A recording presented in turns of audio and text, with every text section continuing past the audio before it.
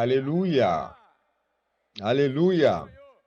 Jésus est le Seigneur. Ce matin, nous avons eu une ouverture glorieuse de notre conférence Génération Finale. Et nous allons avoir une communion avec vous aujourd'hui. Nous sommes toujours dans le thème général de notre conférence, dispensateur. Aujourd'hui, nous allons parler un peu du fait d'être des dispensateurs de la suprême grandeur de la puissance de Dieu.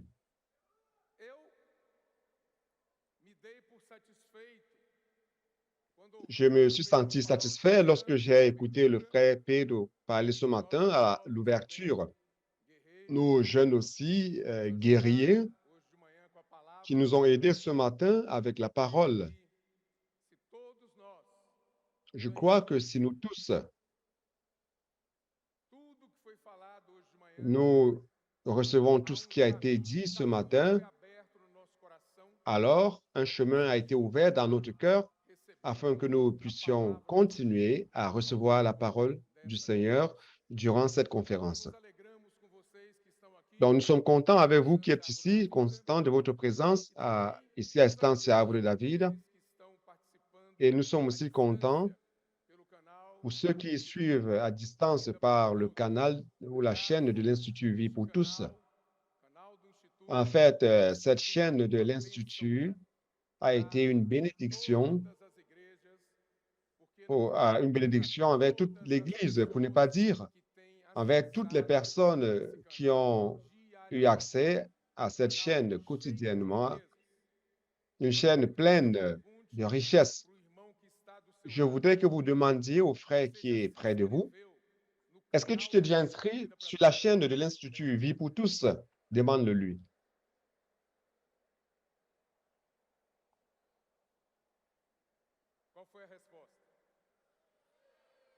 Quelle a été la réponse? Oui. Nous rendons grâce à Dieu car nous avons 155 000 inscrits sur cette chaîne.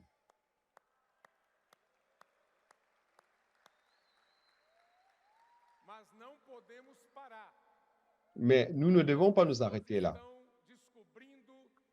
Il y a encore des personnes qui sont en train de découvrir la richesse de la parole prophétique à travers la chaîne de l'Institut Vie pour tous. Et nous devons continuer à divulguer cela. Envoie des portions du message, envoie des messages à tes amis, à tes collègues, à tes voisins, aux membres de ta famille. Envoie le leur. Nous recevons tant de messages quotidiennement dans notre portable. Pourquoi ne pas envoyer aussi des messages de la parole qui vont faire la différence dans la vie des personnes? Je voudrais que vous vous engagiez devant le Seigneur cette nuit.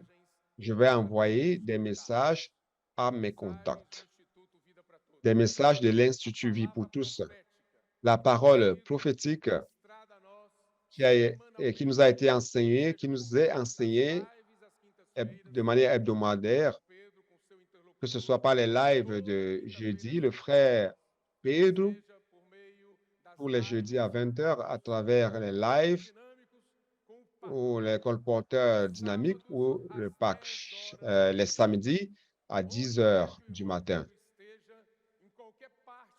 Peu importe où se trouve le frère Pedro, n'importe quel lieu sur la terre, il est avec les colporteurs tous les samedis à 10 h du matin dans ses lives, ses directs. Et lorsque ce n'est pas possible, alors le frère André donc et le frère Ami Silva encouragent et apportent la parole aux colporteurs afin de les encourager. Donc, en dehors des directs que j'ai mentionnés, il y a des messages transmis tous les dimanches, la nuit à 19 h, tous les dimanches. Des messages très riches comme celle que nous avons utilisée pour faire l'immersion, deux de ces messages ce soir même. Alors, je vous pose la question suivante. Est-ce que c'était bon ou non? Nous devons continuer à faire l'immersion dans la parole. Alors, bien-aimés frères et sœurs, nous allons continuer à divulguer. Au-delà des messages du frère Pedro Dong, nous avons les notes que nos frères bien-aimés le font et qui mettent à notre disposition. Ces messages qui sont transmis dimanche nuit.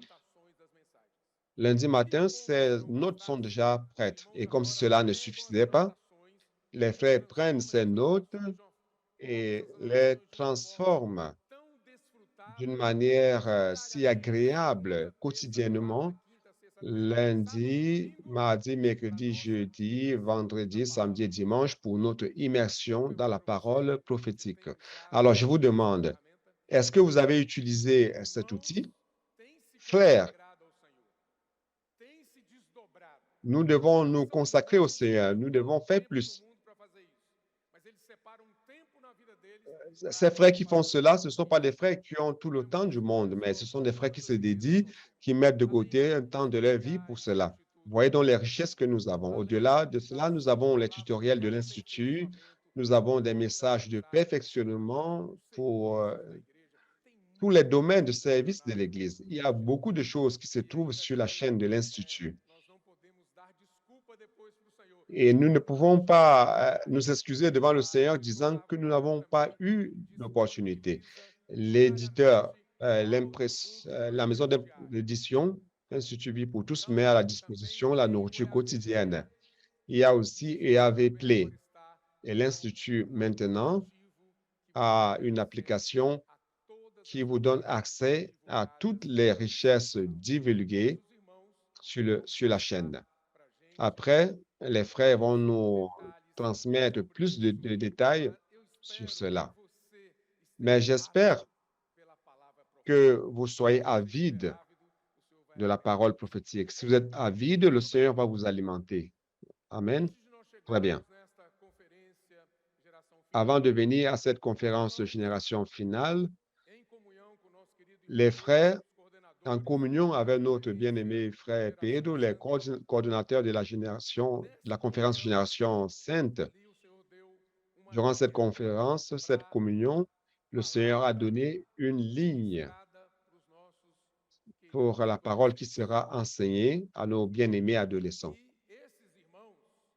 Et ces frères coordonnateurs ont fait un travail excellent.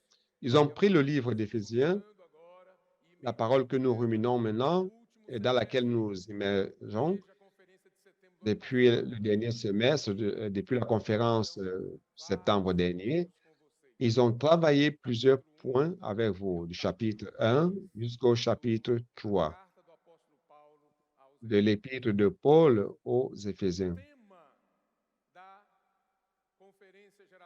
Et le thème de la conférence de Génération Sainte, c'était quoi, vous savez? Les élus. Les élus. Dites, je suis un élu.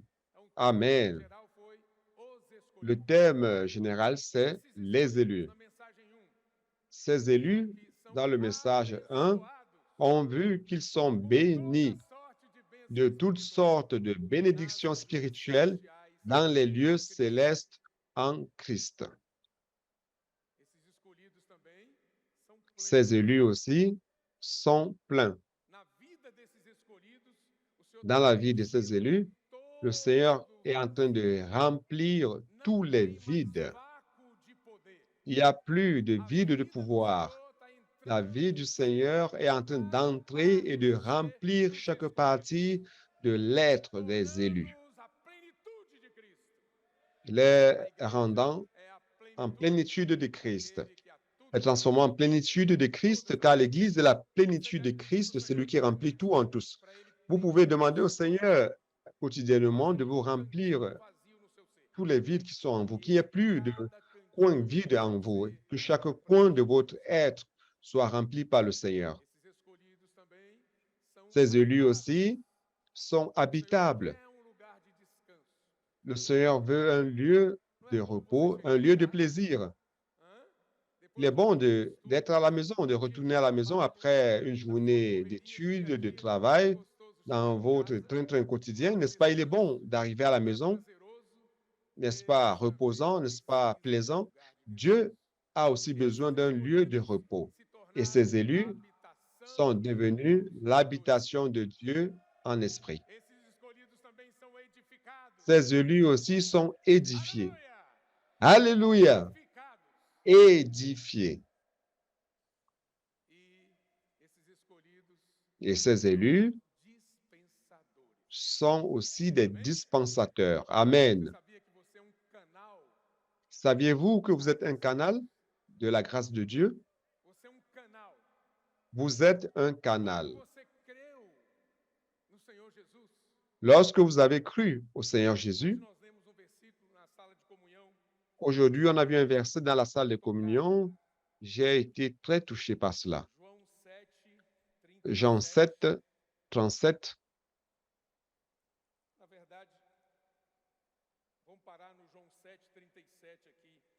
En fait, on va s'arrêter à Jean 7, 37 pour vous montrer cela. Le dernier jour, le grand jour de la fête, Jésus, se tenant debout, s'écria, « Si quelqu'un a soif, qu'il vienne à moi et qu'il boive. » Verset 38. « Celui qui croit en moi, comme dit l'Écriture, des fleuves d'eau vive couleront de son sein. » Ayant la communion avec les frères et immergeant dans cette parole, creusant les richesses de cette parole, nous avons vu que ce dernier jour montre que nous sommes proches du retour, de l'avènement du Seigneur. Nous sommes en train de vivre la fin même des temps. Le retour du Seigneur est proche. Alléluia, ce grand jour de la fête. Êtes-vous prêts pour le retour du Seigneur? Nous sommes la génération finale. Jésus, se tenant debout, s'écria. Ce Seigneur Jésus se met debout. Il se met en action et il s'écrie. Si quelqu'un a soif, qu'il vienne à moi et qu'il boive. Seulement, ce Seigneur Jésus aujourd'hui n'est plus ce Jésus qui a déclaré ceci dans Jean chapitre 7, verset 37. Ce Jésus aujourd'hui est dans l'Église. Aujourd'hui, l'Église est celle qui s'écrie, qui sort de sa zone de confort et qui crie. Si quelqu'un a soif, le Seigneur Jésus se faisait souci des personnes. Est-ce que vous vous faites du souci pour les personnes? De votre voisin, votre collègue, vos amis, vos parents, vos pères et mères, les frères et sœurs de l'Église? Est-ce que vous vous faites du souci de ces personnes? Si c'est le cas, vous devez vous écrier. Ouvrez la bouche et écriez-vous. Si quelqu'un a soif, qu'il vienne à moi et qu'il boive. Nous nous unissons au Seigneur de telle manière que maintenant, lorsque les personnes vont vers Jésus, c'est comme si elles étaient en train d'aller vers l'Église. L'Église a de l'eau vivante, de l'eau vive pour de nos personnes. Vous me regardez comme avec des regards des personnes qui ne croient pas, n'est-ce pas? Et le verset dit, celui qui croit en moi, pour croire, qu'est-ce qu'il faut? Il faut que quelqu'un lui parle du Seigneur, n'est-ce pas? Donc, le Seigneur parlait aux personnes et leur donnait l'opportunité de croire en lui. N'avez-vous pas eu l'opportunité de croire? C'est pour cela que vous êtes ici. Votre ami doivent avoir ces mêmes opportunités. Qui doit leur apporter cette parole? C'est moi et c'est vous. Celui qui croit en moi, comme dit l'Écriture, de son intérieur couleront des fleuves d'eau vive. C'est très intéressant, car il suffit de croire au Seigneur et une source d'eau vive s'installe à l'intérieur des personnes.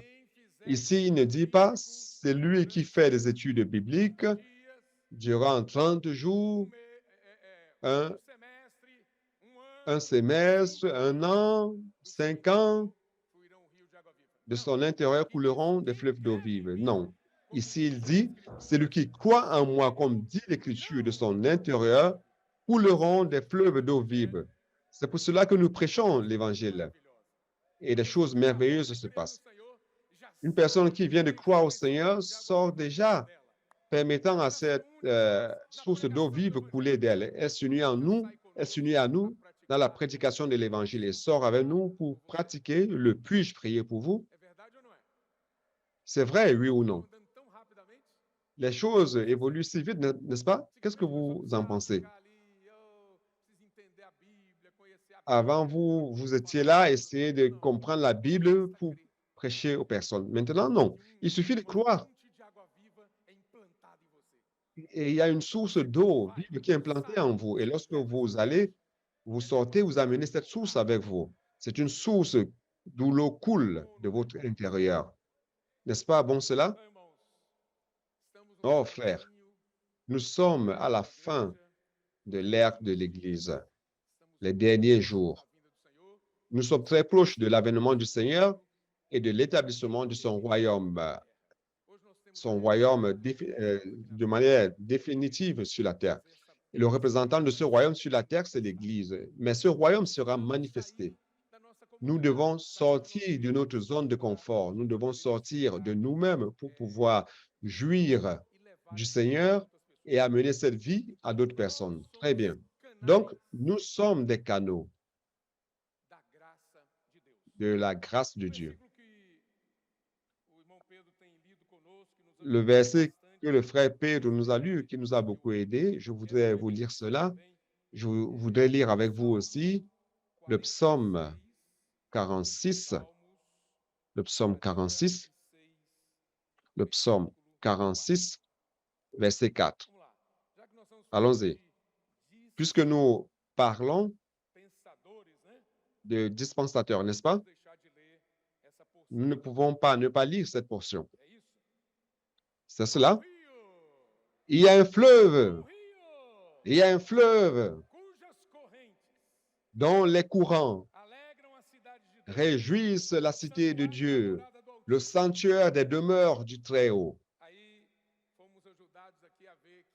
Nous avons été aidés à voir que ce mot courant, c'est canal. Jeune, vous êtes un canal. Adolescents qui sont présents encore dans cette conférence, vous êtes un canal. Canal.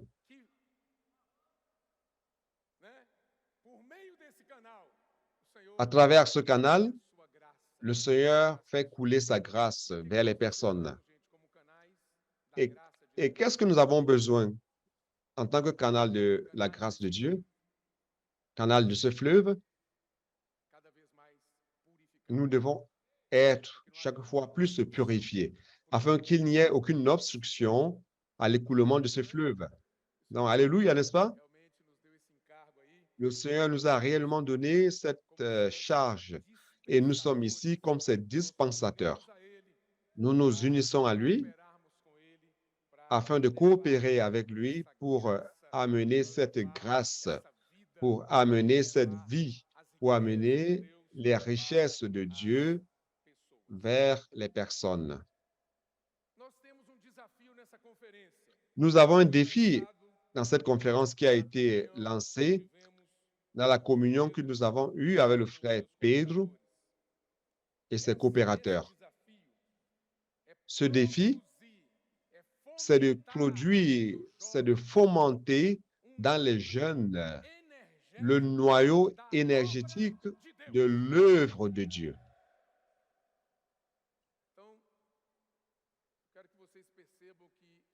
Je voudrais que vous vous rendiez compte que notre responsabilité est très grande.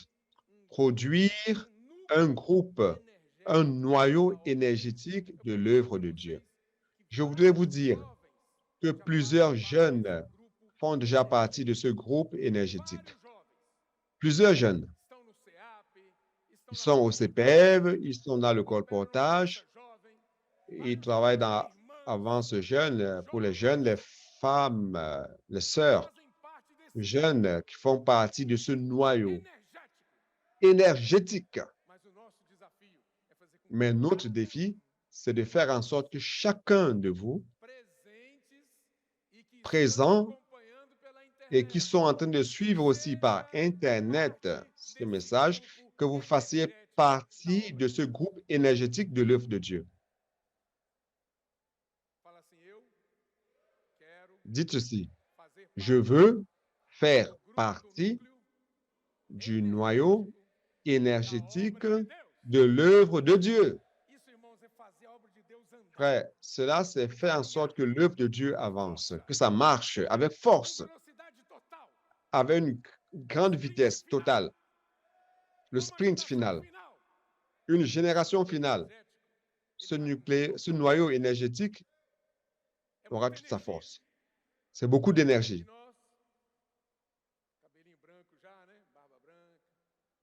Et nous qui avons déjà la barbe blanche, les cheveux blancs, nous avons besoin, tellement besoin de cette force. L'œuvre de Dieu a besoin de vous, jeunes. Nous nous sommes rendus compte aussi dans la communion avec le frère Pedro que nous avons beaucoup de problèmes.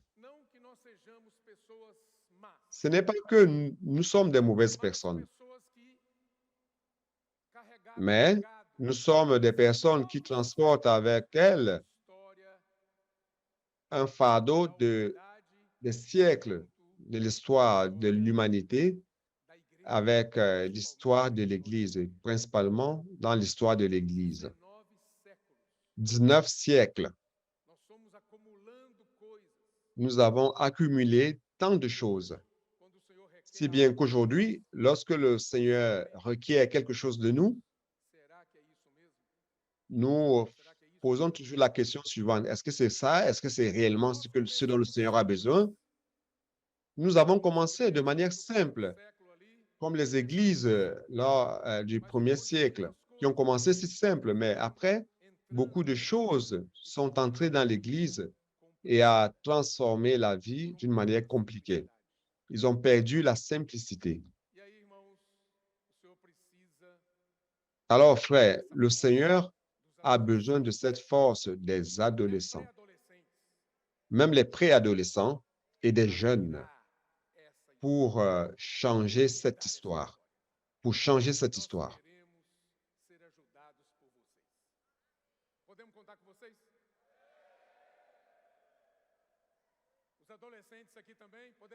Les adolescents, ici aussi, nous pouvons compter sur vous, les préadolescents.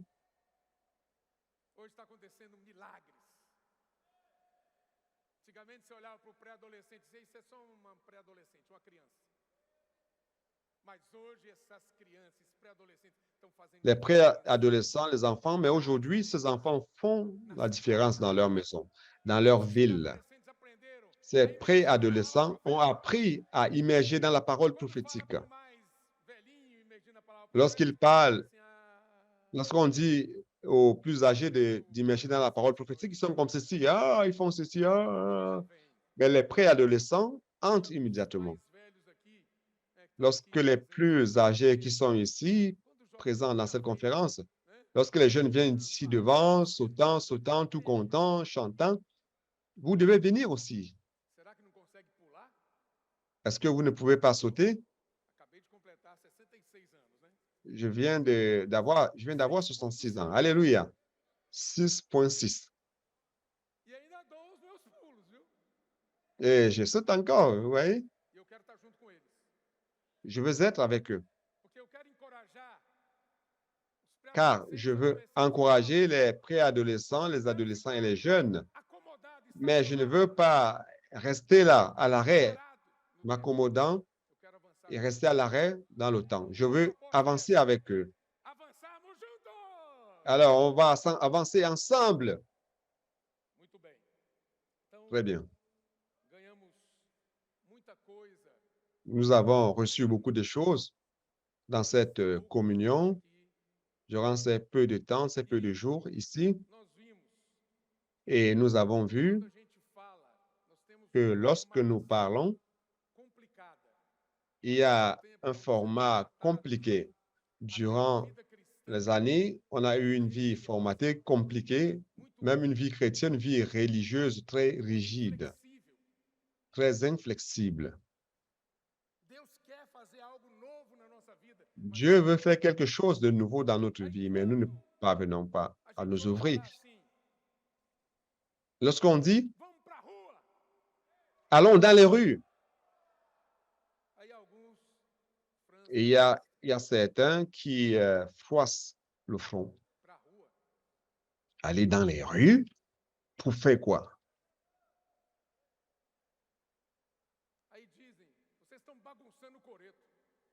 Et ils disent, vous êtes en train de chambouler tout. L'Église était si tranquille. Nous avons créé une structure si bonne de l'Église et maintenant, ce groupe vient et nous demande d'aller dans les rues.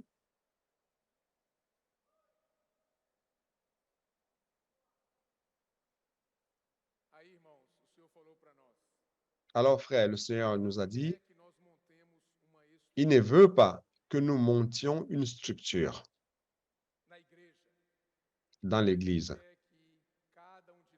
Ce qu'il veut, c'est que chacun de nous aille dans les rues, sauver des personnes des griffes de l'ennemi de Dieu.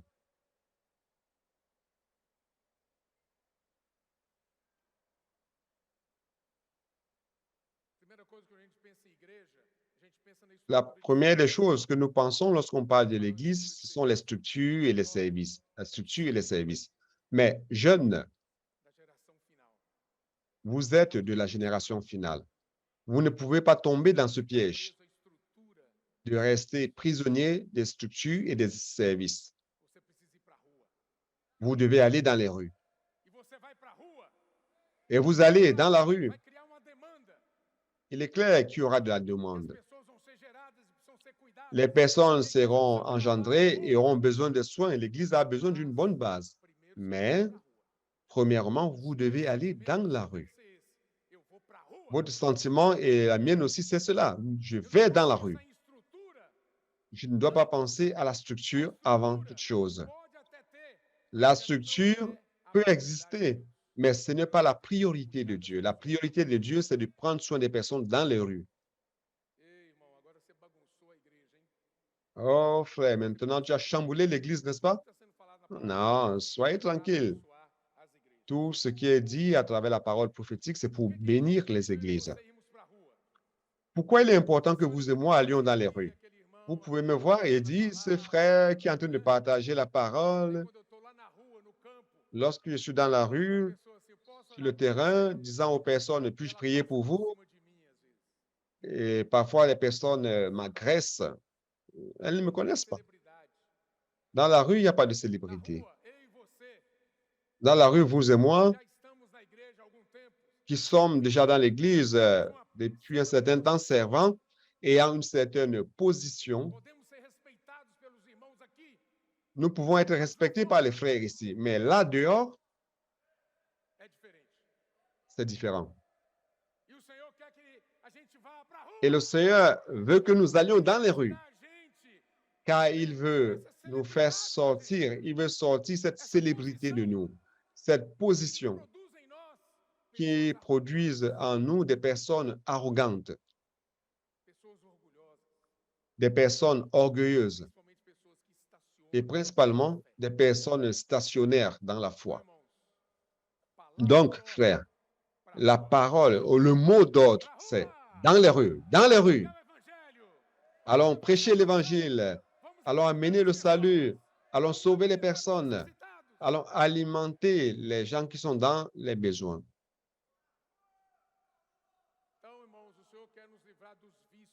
Donc, frère, le Seigneur veut nous délivrer des vices, de tous les vices qui ont été accumulés et produits en nous durant ces 19 siècles de l'histoire de l'Église.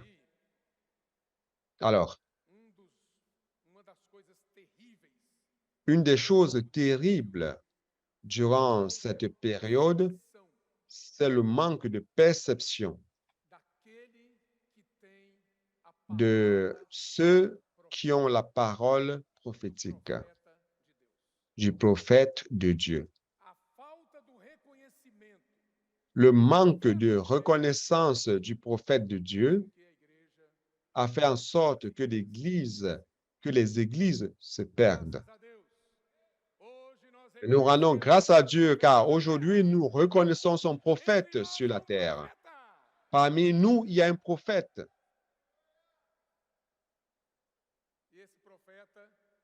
Et ce prophète nous apporte la parole prophétique.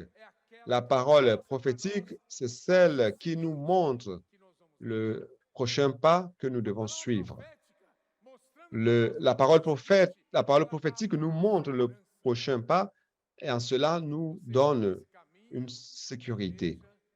Vous marchez sur ce chemin de l'Église avec plus de sécurité grâce à la parole prophétique. Vous sentez-vous en sécurité? Grâce à Dieu. Nous rendons grâce à Dieu pour la parole prophétique. Et une autre chose, nous devons nous rendre compte que s'il y a un prophète, si la parole prophétique nous est enseignée, nous devons voir le résultat produit par cette parole prophétique. Quel en est le résultat parmi nous? Est-ce que ça a produit quelque chose? Hein? Oui ou non? Oui ou non? Qu'est-ce que ça a produit?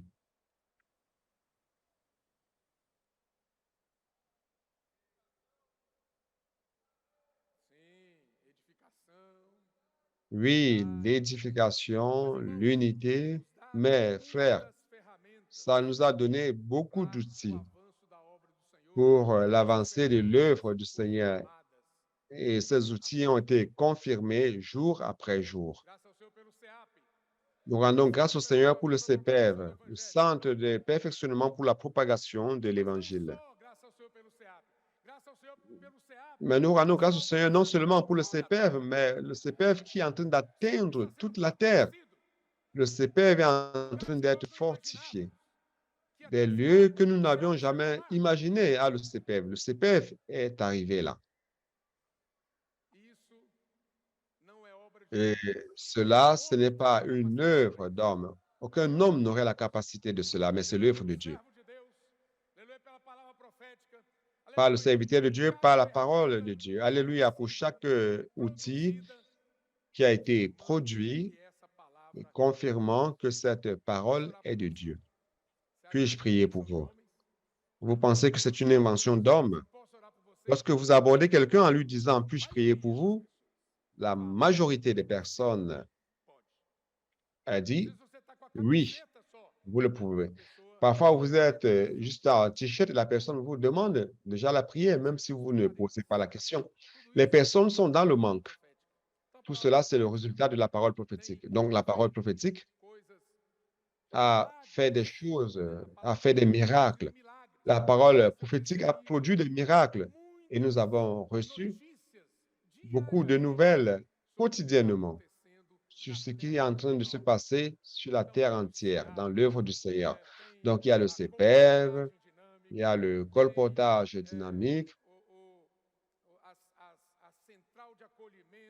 il y a la centrale d'accueil, les réseaux de soins, Avance Jeune, l'immersion des femmes dans le parc, au CPF, les hommes de prière, les femmes connectées.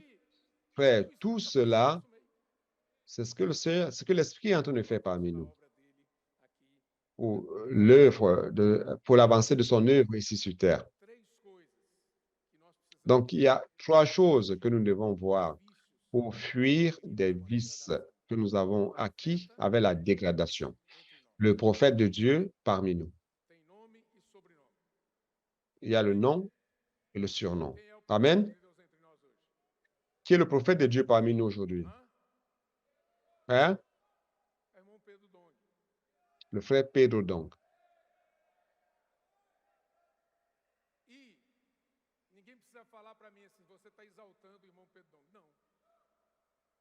Quelqu'un peut me dire, est-ce que je suis en train d'exalter le frère Pedro, donc? Non. Il n'a pas besoin de l'exaltation des hommes.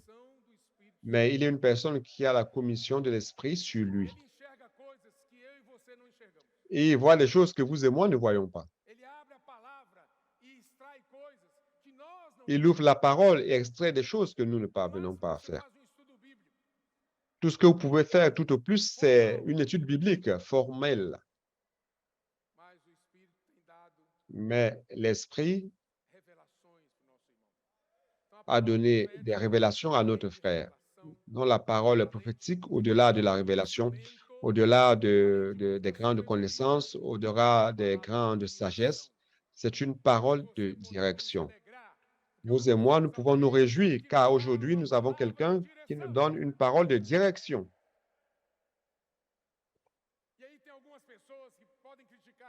Et il y a certaines personnes qui peuvent critiquer en disant, vous êtes en train d'exalter un homme. Ces personnes ne vont pas nous intimider, car nous ne sommes pas là pour exalter un homme. Nous sommes en train d'être un avec le Seigneur, tout simplement cela. Un avec la direction de l'Esprit. Et il utilise son serviteur. À chaque époque, il a utilisé un de ses serviteurs. Et de nos jours, il y a son serviteur qui est là. Personne ne va nous intimider. Ne dites pas, vous êtes en train d'exalter un homme et d'allonger la bouche. Ça ne sert à rien. Comment les gens font leur bouche lorsqu'ils n'aiment pas les choses? Comment ils le font? Vous savez, c'est comme ceci.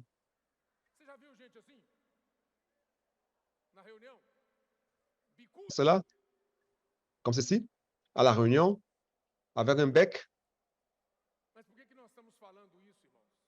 Pourquoi nous disons cela, frère? Parce que tout commence par la reconnaissance du prophète. Pourquoi les églises ont eu des problèmes de dégradation? C'est parce que l'ennemi a voulu retenir la parole. Il y a un personnage dans la Bible appelé Jézabel. Vous avez entendu parler de cette femme. Sa spécialité, vous la connaissez? Elle tuait les prophètes de Dieu. Lorsque vous ouvrez la Bible dans Apocalypse chapitre 2, l'église à Thyatire, et là, il y a cette femme, Jézabel. Elle a enlevé la parole de Dieu et elle a mis autre chose à la place. Et après, avec un grand prix, l'Esprit a travaillé de plus pour restaurer la parole. Nous rendons grâce à Dieu. Aujourd'hui, nous avons la parole prophétique restaurée parmi nous. Abat Jézabel.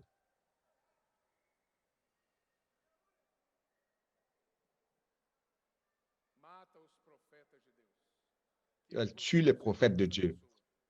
Que vous et moi ne soyons pas ces personnes. Dieu ne consiste pas à donner un coup physiquement, mais c'est de ne pas donner attention à la parole. Dieu, c'est de ne pas être simple pour écouter la parole. Dieu, c'est de ne pas obéir à la parole. Ça, c'est Dieu le prophète. Vous écoutez la parole.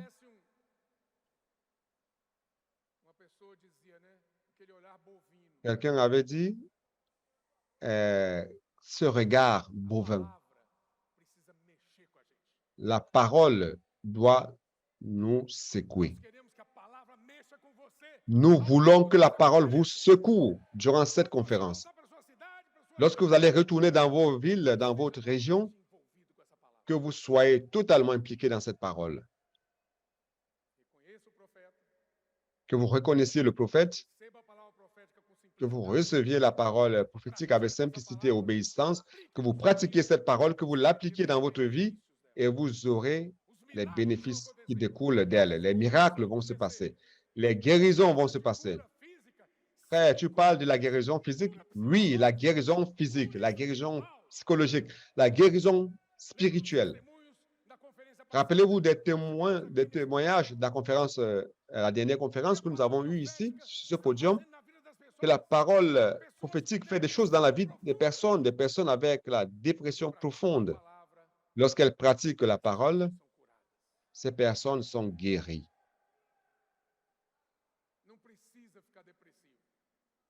Vous n'avez pas besoin d'être dépressif ou d'être dans une crise d'existence. Vous ne devez pas être des pauvres malades. Dieu veut vous guérir, jeunes. Dieu veut vous guérir, frères, sœurs. Vous qui écoutez cette parole par Internet, Dieu veut vous guérir.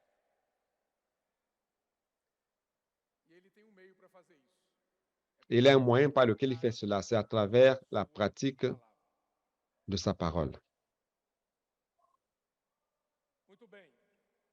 Très bien.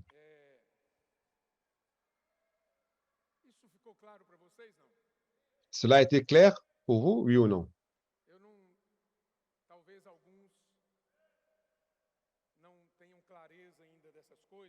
Parfois, il y a certains qui n'ont pas une clarté par rapport à tout cela, mais durant la conférence, vous allez recevoir plus de clarté. OK? Les frères qui viendront après, peut-être vont vous aider plus. Mais je marche déjà sur ce chemin il y a déjà près de 50 ans. Je rends grâce au Seigneur.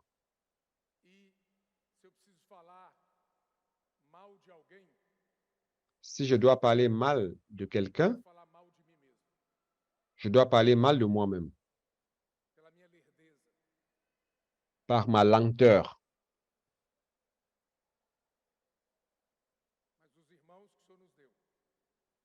Mais les frères que le Seigneur nous a donnés, spécialement notre bien-aimé frère Pedro, nous n'avons même pas un mot à dire de lui. Sinon, remercier Dieu pour sa vie, sinon prier pour lui, sinon offrir pour l'avancée de l'œuvre.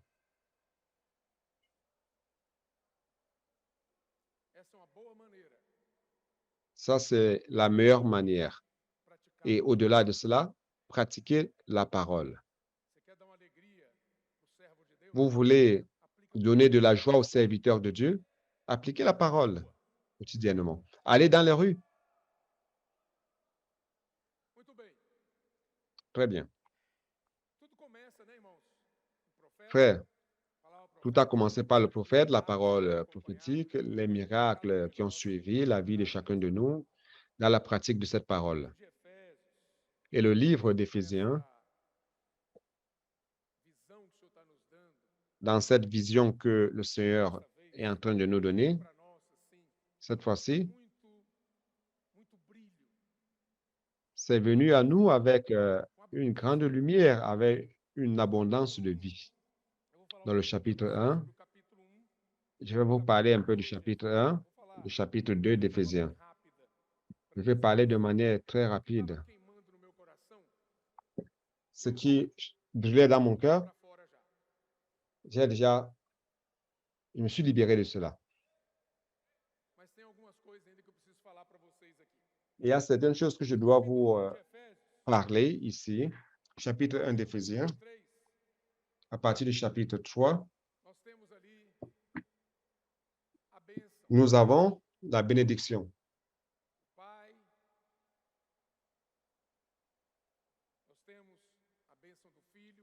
La bénédiction du Père, la bénédiction du Fils, la bénédiction de l'Esprit.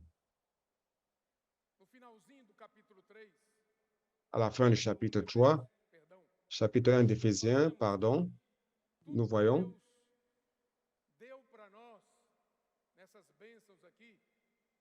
que tout ce que Dieu nous a donné dans ces bénédictions, le désir de Dieu, en fait, c'est de mettre toutes choses sous l'autorité de Christ. Commençant par notre vie. Votre vie est-elle sous l'autorité de Christ? Votre vie est-elle gouvernée par Christ? Dans tout ce que vous avez lu ici, le désir du Seigneur, c'est que toute chose, à la fin, ici il dit converger, n'est-ce pas? Ou alors sous l'autorité de Christ. Comment cela va-t-il se passer? Cette soumission de toutes choses, commençant par la soumission de l'Église à Christ. Comment cela va-t-il se passer? Ça, c'est notre responsabilité dans ce premier message. Cela va se passer par la suprême grandeur de la puissance de Dieu. Verset 19. Quel est chapitre 1, verset 19 d'Éphésiens? Quelle est la suprême grandeur de sa puissance envers nous qui croyons selon l'efficacité de la force de sa puissance? Quelle est la suprême grandeur de sa puissance envers qui? Envers nous qui croyons. Ici, il inclut chacun de nous. Vous croyez? Quelle est la suprême grandeur de sa puissance envers nous qui croyons? Mais au verset 20, il y a une clé ici.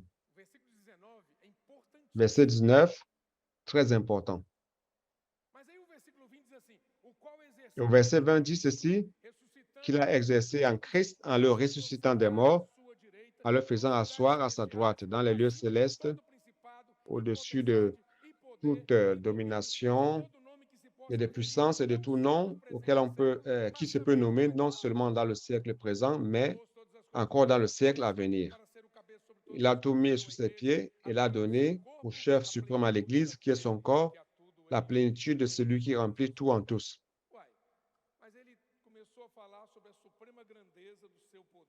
Tu as commencé à parler de la suprême grandeur de sa puissance, n'est-ce pas, envers nous qui croyons. Et après, il dit qu'il a exercé en Christ.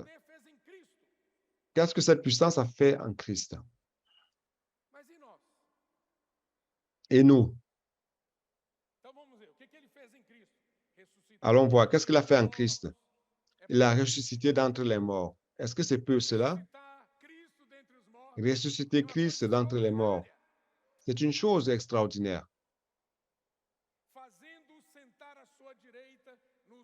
Le faisant asseoir à sa droite dans les lieux célestes. Il l'a ressuscité et il l'a élevé. Voyez quelle puissance. Et s'est assis à la droite dans les lieux célestes au-dessus. C'est Christ que vous et moi, nous avons. Il l'a mis au-dessus de toute domination et puissance et de tout nom qui se peut nommer, non seulement dans le siècle présent, mais encore dans le siècle à venir. Cette puissance est réellement grande. Elle est suprême, elle est grandiose, elle est extraordinaire. Ça, c'est la suprême grandeur de la puissance de Dieu. Voyez ce que cette puissance a opéré en Christ. Mais je voudrais vous dire aussi ce soir ce que cette puissance veut faire dans ma vie et dans ta vie et pourquoi. Et nous allons comprendre cela au verset 19. Nous qui croyons, nous bénéficions de la suprême grandeur de la puissance de Dieu. Au chapitre 2, verset 1. Vous étiez morts par vos offenses et par vos péchés. Cela montre que la pensée continue.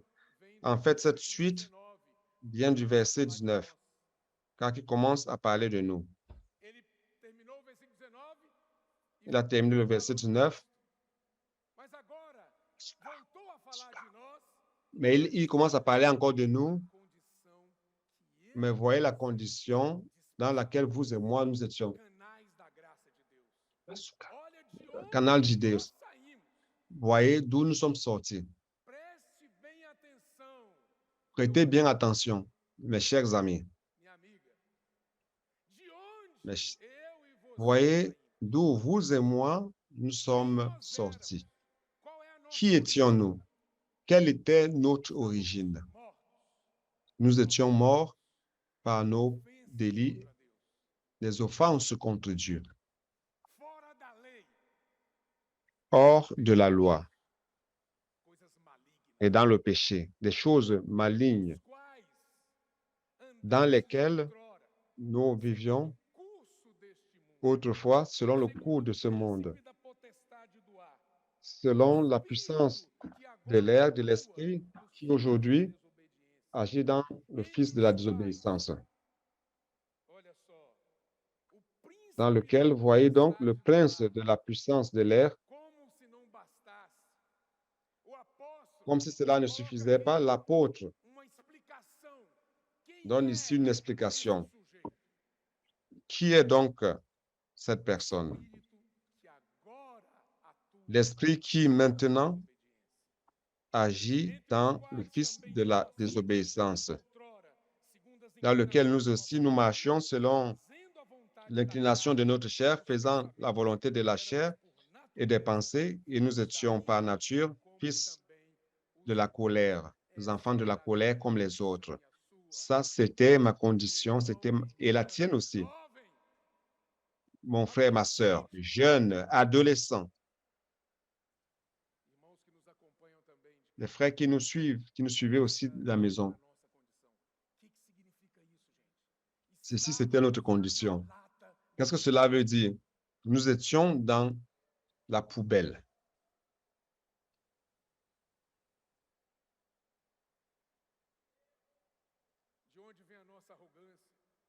D'où vient notre arrogance, notre orgueil, la vanité? Nous n'avons aucun motif d'être orgueilleux, vaniteux. Nous étions dans la poubelle et nous avions été sortis de là.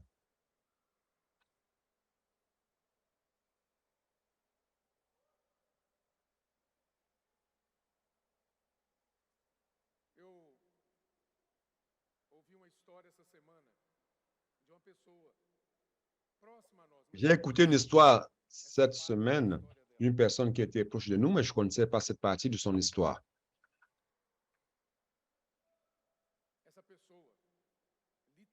Cette personne, littéralement, ce que je suis en train de dire ici, a été sauvée de la poubelle. 11 mois dans la poubelle, dans une situation déplorable, sans vêtements, entouré de poubelles et ne mangeait que de la terre. Et lorsqu'elle a raconté cette histoire, nous avons été choqués. Mais aujourd'hui, juste pour ne pas vous laisser dans l'angoisse et préoccupé, cette personne aujourd'hui va bien, elle est saine et aujourd'hui, elle se trouve dans la vie de l'Église. Mais je voudrais vous impacter avec ceci, afin que nous nous rendions compte de combien notre situation était déplorable. Voyons la situation de ce petit bébé qui était sous les soins d'un homme qui n'avait aucune condition de prendre soin de lui. Lorsque une personne est allée là pour le sauver, l'homme a dit, non, cet enfant m'appartient. C'est ce que Satan fait à vous et à moi. Le Seigneur vient pour nous sauver. Et il dit, non, celui-ci m'appartient.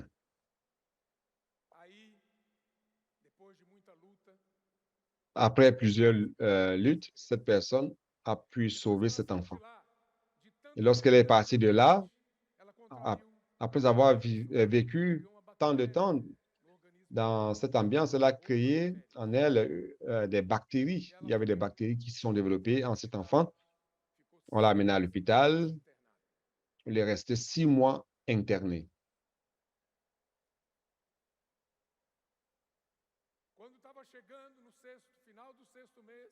Et à la fin du 6e mois, le médecin a dit à cette personne qui voulait l'adopter, il a dit, si elle ne réagit pas, elle ne va pas survivre jusqu'au lendemain. Et nous rendons grâce à Dieu car elle a réagi.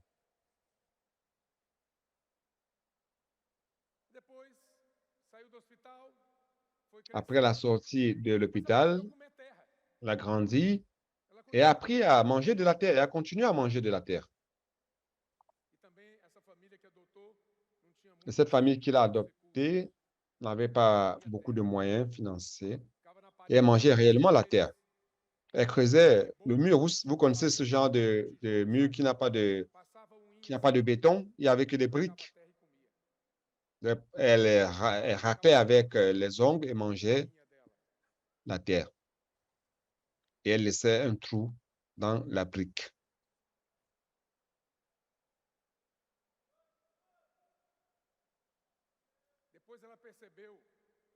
Après, en allant à l'école, à 9 ans, les amis se moquaient d'elle à l'école parce qu'elle mangeait de la terre. Et elle a dit, je n'arrivais pas à arrêter cela. Jusqu'au jour où quelqu'un l'ayant vue dans cette condition a dit à sa maman adoptive, vous ne pouvez pas rester ici. Et ils les ont amenés dans une autre ville, dans un autre lieu, et il a pris soin d'elle. Elle a grandi, elle a étudié, et plus tard s'est mariée. Aujourd'hui, elle a un bon mari, un serviteur du Seigneur aussi, qui sert l'Église. Je voudrais vous dire que le sentiment de gratitude de cette personne, vous vous rendez compte dans sa vie quotidienne.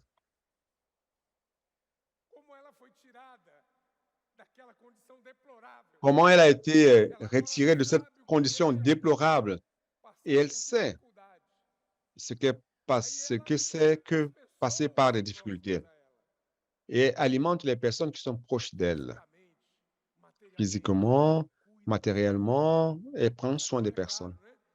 Mais aujourd'hui, il est clair, spirituellement aussi. Elle est l'une des plus grandes prédicatrices de l'Évangile que je connaisse. Elle est chef d'entreprise, elle n'a pas le temps, mais elle utilise son temps avec qualité. Elle prêche l'Évangile à ses travailleurs, elle prêche l'Évangile aux clients. Elle prend soin des personnes, elle leur donne à manger. Parce qu'elle a une grande gratitude, parce qu'elle sait d'où elle vient. Je voudrais attirer votre attention. Ce chapitre 2 d'Éphésiens nous montre notre origine. Je suis un dispensateur. Vous pouvez même gonfler, bomber la poitrine en disant « je suis un dispensateur ». Mais quelle est votre origine? Vous êtes en train d'exercer votre fonction.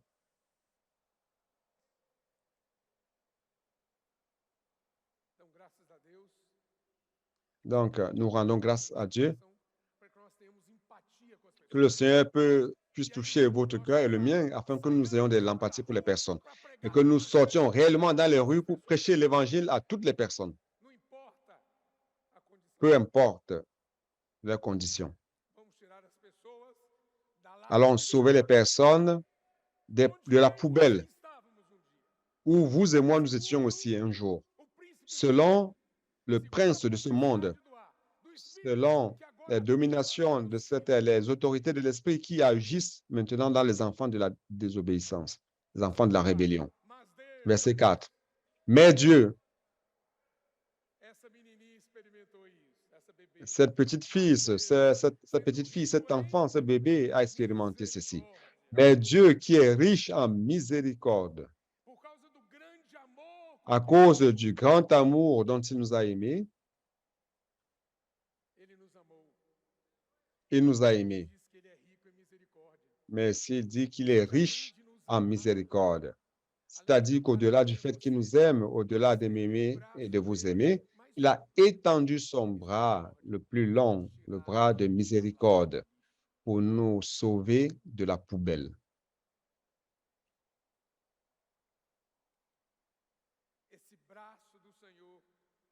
Ce bras du Seigneur a atteint chacun de nous.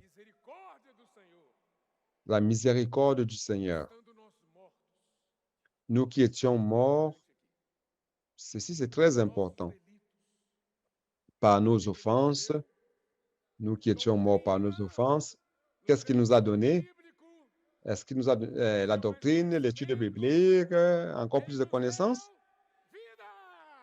Il nous a donné la vie. Ce dont un mort a besoin, c'est de la vie. C'est la vie de Dieu. C'est une vie qui est passée par la mort. Et il nous a donné la vie avec Christ. Et maintenant, oui, nous pouvons voir cette puissance que Dieu a exercée en Christ.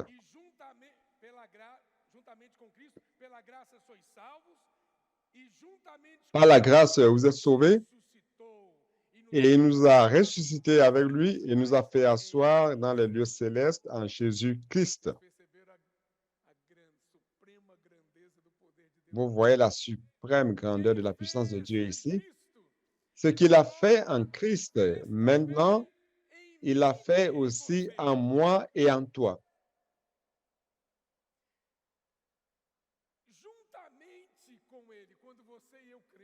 Avec lui, ensemble, avec lui, lorsque vous avez cru. Vous savez ce qui s'est passé? Nous nous sommes unis à Christ dans sa résurrection. Il nous a ressuscités ensemble avec lui et nous a fait asseoir dans les lieux célestes avec Jésus-Christ. Vous et moi, nous allons encore suffoquer à cause des choses de la terre. Mais cela n'a aucun sens. Pourquoi? Parce que nous ne sommes plus ici. Nous sommes ressuscités avec Christ et nous sommes dans les lieux célestes.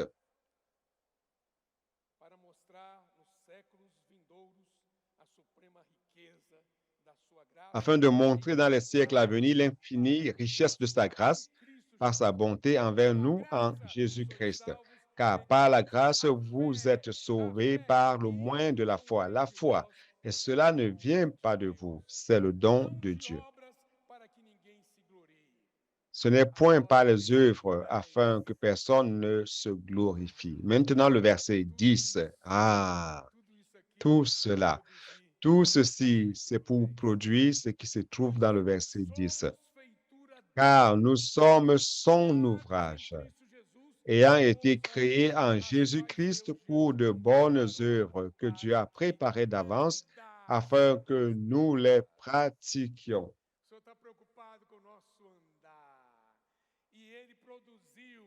Le Seigneur se fait du souci, il est préoccupé de notre marche, par notre marche. Il veut faire de nous son chef-d'œuvre. Ici, œuvre, bonnes œuvres, en grec c'est poema, c'est la meilleure œuvre d'un artiste, la meilleure œuvre de Dieu. Dieu qui a créé les cieux et la terre, Dieu qui a créé tout cet univers, tout est équilibré. Tu n'as pas été fait avec, les narines orientées vers le haut pour ne pas mourir noyé par la pluie. Tu as été créé équilibré. Tu marches sous la pluie et tu ne te noies pas.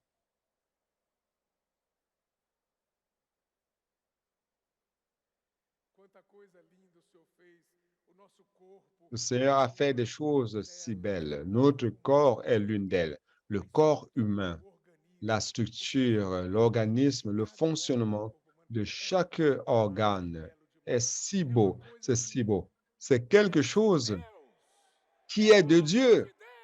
C'est l'œuvre de Dieu. Le soleil au bon moment, la pluie, la lune, les saisons, tout. Il y a les plantations, l'alimentation pour les personnes, pour les animaux, tout des belles choses merveilleuses, la nuit, le jour, tout si beau. Mais l'œuvre la plus belle de Dieu, c'est l'Église, le chef-d'œuvre de Dieu. Êtes-vous content pour cela? Vous faites partie du chef-d'œuvre de Dieu. C'est la meilleure œuvre qu'il a faite. parmi tant d'œuvres que nous connaissons et que nous élogions et que nous aimons. Mais l'Église, c'est la meilleure œuvre de cet artiste.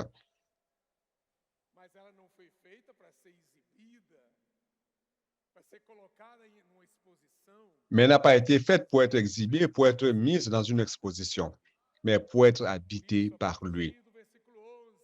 C'est pour cela qu'à partir du verset 11, nous voyons que d'un peuple, le Seigneur a fait un seul homme, et après il a édifié, et à la fin, nous avons l'habitation de Dieu en esprit. Jeune, le Seigneur veut produire son chef-d'œuvre, mais il veut jouir de cette œuvre, de ce chef-d'œuvre comme son habitation, comme son lieu de repos, comme son plaisir. Êtes-vous content de cela? Après être sorti de la poubelle, après avoir été mort dans vos péchés, après être mort dans vos délits et péchés. Donc aujourd'hui, bien-aimés frères, bien-aimées sœurs,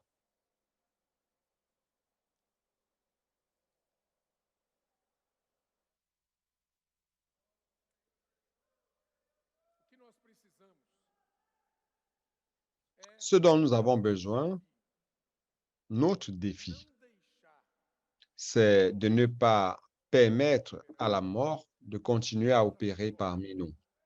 Elle a déjà été vaincue.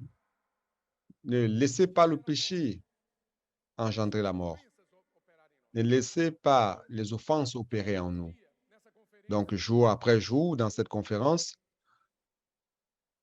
nous avons vu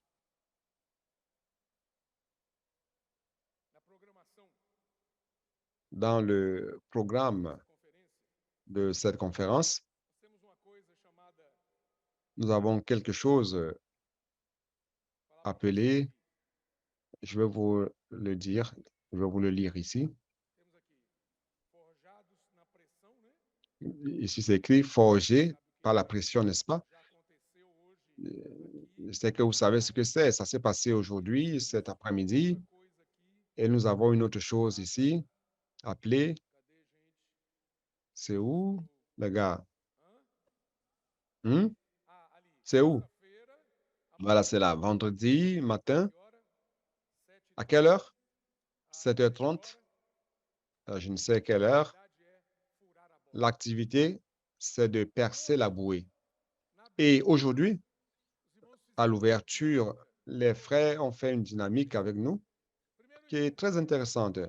Premièrement, le frère Billy nous a aidés à voir que il a apporté les bouées à chaque bras. Vous savez, si vous avez ces bouées et que vous plongez dans le fleuve, vous n'allez pas vous noyer, vous êtes en sécurité. La bouée vous donne une certaine sécurité. Alors, le frère Billy nous a montré des choses qui font en sorte que cette bouée soit remplie chaque jour. Cela nous donne une fausse sensation que tout va bien, que je ne vais pas me noyer, je peux plonger dans ce fleuve et cette bouée est ma sécurité. Il a montré plusieurs choses dans notre vie qui peuvent jouer ce rôle de remplir la bouée. Et à la fin, il a montré que nous devons nous délivrer de ces choses. N'est-ce pas, frère Billy? Quelles sont ces choses? Les critiques, les mensonges, les faussetés. Et le frère Billy faisait ceci. Ces choses vont remplir ces bouées. Et vous avez une fausse sensation de ce que tout va bien.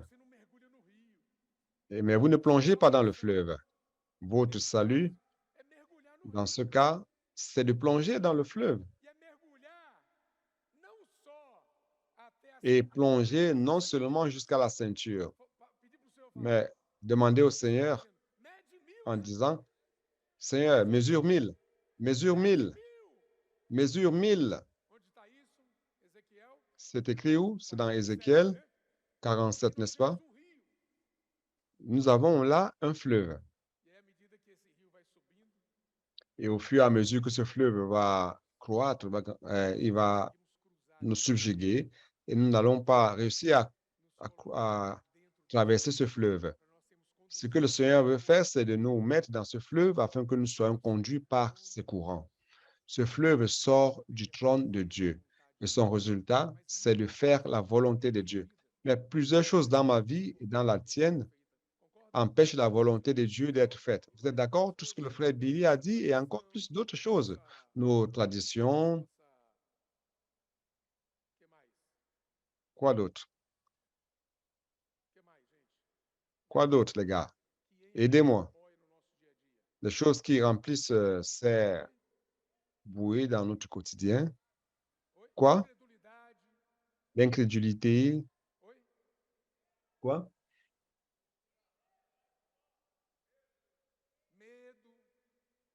La peur. Hmm?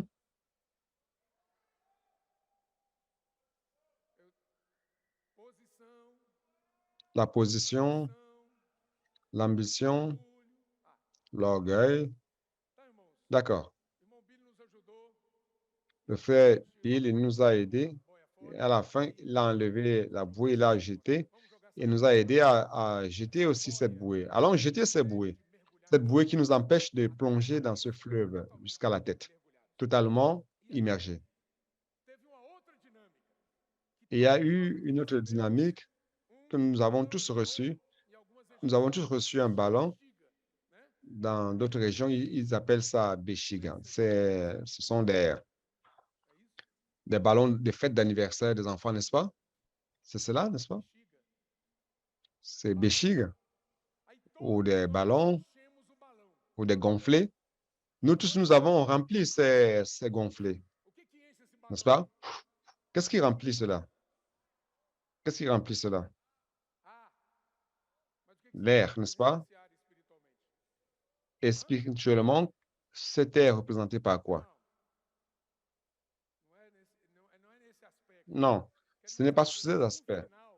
Je voudrais vous montrer qu'à la fin, nous sommes encouragés à percer ces gonflets.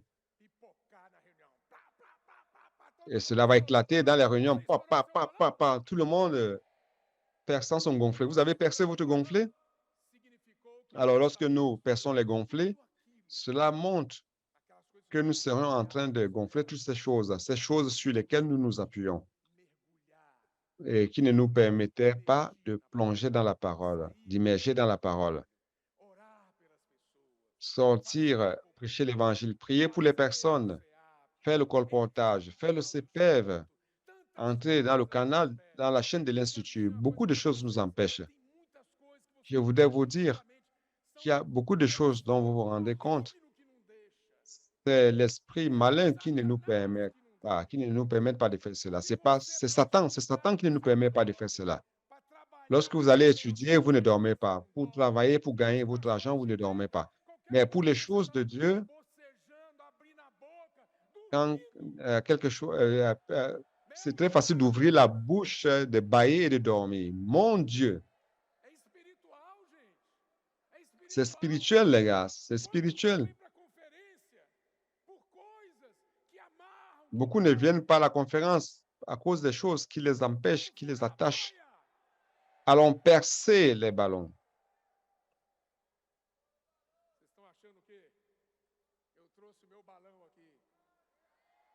J'ai apporté mon gonflet, mon ballon. Ce matin, j'en ai percé un. Maintenant, je voudrais que vous remplissiez avec moi ce ballon avec vos choses, les choses qui vous empêchent de vous remettre complètement au Seigneur. Allons-y. Vous pouvez les dire pendant que je remplis le ballon. Ils n'ont rien dit.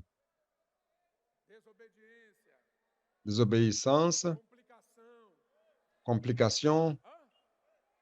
Hmm?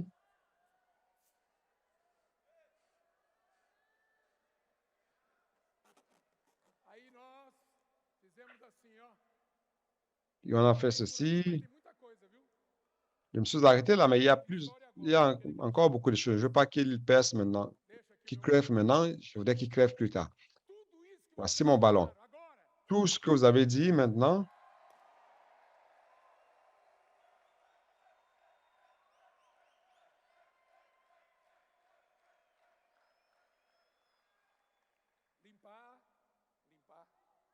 nettoyer. Ce matin, on va essayer de nettoyer. Je suis content, mais après, on devient encore rempli et bouché. Le frère Pedro nous a aidés et voilà, un autre ballon encore. De nouveau, vous pensez que vous avez percé un ballon le matin et vos problèmes ont été résolus? Alors, on va continuer à parler.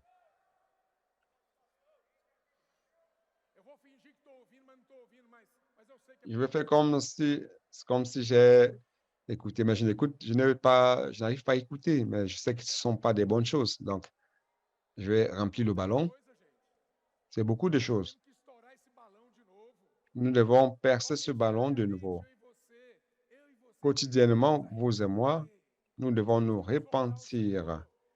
Nous devons retourner vers le Seigneur. Nous devons percer la bouée. Allons percer la bouée.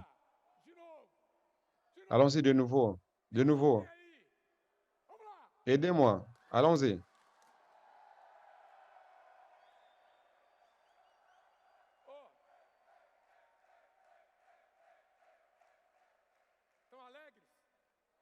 Vous êtes contents? C'est pas fini. Il y a encore une bouée.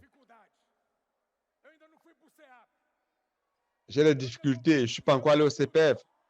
Je suis encore pris par mes études, par ma culture, par ma structure. Je suis pris dans mes idées, dans mes concepts.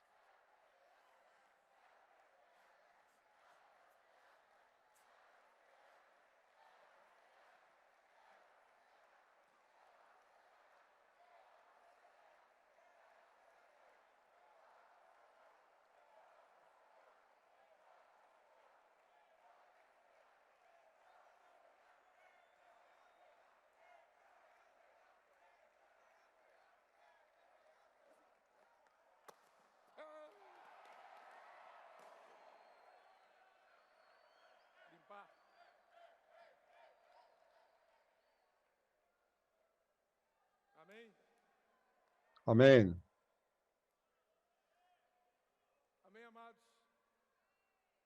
Amen. Bien-aimés, nous sommes sortis de la poubelle. Maintenant, nous voulons vivre dans les régions célestes en Christ. Mais généralement, la force de gravité nous amène vers le sol. Mais le chemin, c'est la repentance, demandant pardon au Seigneur, c'est repentir, pratiquer la parole. Sortez, allez dans les rues. Ne vous limitez pas à cette manière cette vieille manière de demander pardon. C'est ah Seigneur, pardonne-moi, je ne supporte plus. Oh. Et vous mettez le visage sur le sol, sur la terre, et encore vous êtes dans cette vieille manière de nous repentir. Et on va dans la réunion de l'Église, servir, c'est prêcher l'Évangile, c'est prendre soin des personnes, c'est s'inscrire dans le CPF, entrer dans la chaîne de YouTube, divulguer la parole, chanter, louer le Seigneur. Je pense que c'est assez pour aujourd'hui, n'est-ce pas? Amen.